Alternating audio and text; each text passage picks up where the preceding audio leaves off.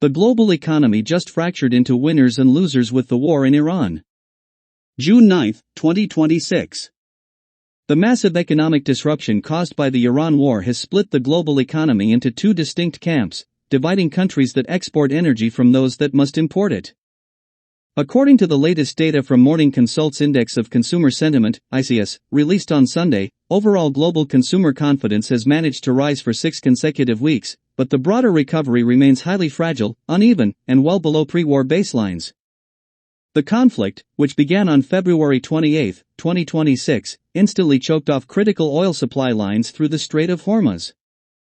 For energy-exporting nations like China, Saudi Arabia, the United Arab Emirates, Colombia, and Norway, the resulting spike in oil prices has served as an economic cushion or a direct financial boon. Conversely, energy-dependent importers such as Japan, Australia, the Netherlands, Ireland, and Argentina are facing severe, ongoing financial pressure. Across all 43 markets tracked by Morning Consult, global consumer confidence sits at a median drop of 4.6% compared to the January 2026 baseline, with 11 national markets remaining down by more than 10%.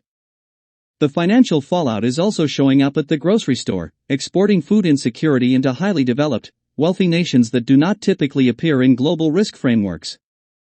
As energy prices spike, they drive up agricultural input costs like fertilizers, increase transportation overhead, and force households to cut their grocery budgets to pay for utilities and fuel.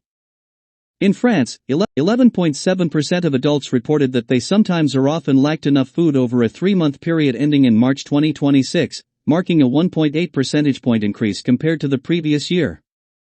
Similar upticks occurred in Japan, where food insecurity rose by 2.2 percentage points to affect 9.8% of adults, and the United States, which saw a 2.2 percentage point increase to 13%. Regionally, economic fortunes vary wildly. China has broken away from the rest of the world, reaching an all-time dataset high of 172.1 on the index. Because China receives the bulk of its oil imports securely through land-based Russian pipelines, it has been almost entirely insulated from the shipping chaos in the Strait of Hormuz. South Korea has also rebounded, completing a full V-shaped economic recovery. Europe stands as the strongest near-term performer, gaining 1.3 points as a region over the past month, with 10 out of 14 tracked markets showing signs of improvement. Heavily insulated by alternative energy channels, Norway surged by 5.7 points, while Austria grew by 5.4 points over the past 4 weeks.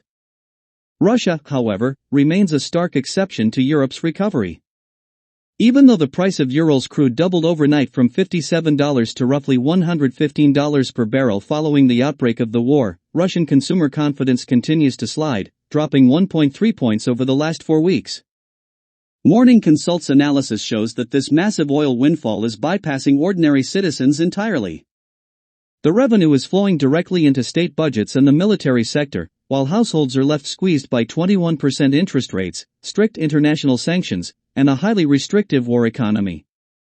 Meanwhile, the Americas have lagged behind as the weakest major economic region, sitting 6.4% below pre-war baselines. The United States index recorded its first statistically significant positive week in more than a month, ticking up by 2.8 points to reach a 4-week moving average of 87.6. However, persistent domestic inflation concerns keep the U.S. consumer sentiment roughly 8% below where it sat before the war began. Canada has followed a nearly identical downward path, slipping an additional 0.9 points over the last month to land at 74.2. In South America, a clear line has been drawn. Oil-producing Colombia hit an all-time high of 125.5, while energy-importing neighbors like Argentina, Chile, and Peru continue to see their consumer confidence numbers tumble. By Tampa Free Press, story by Brian Burns, June 9, 2026.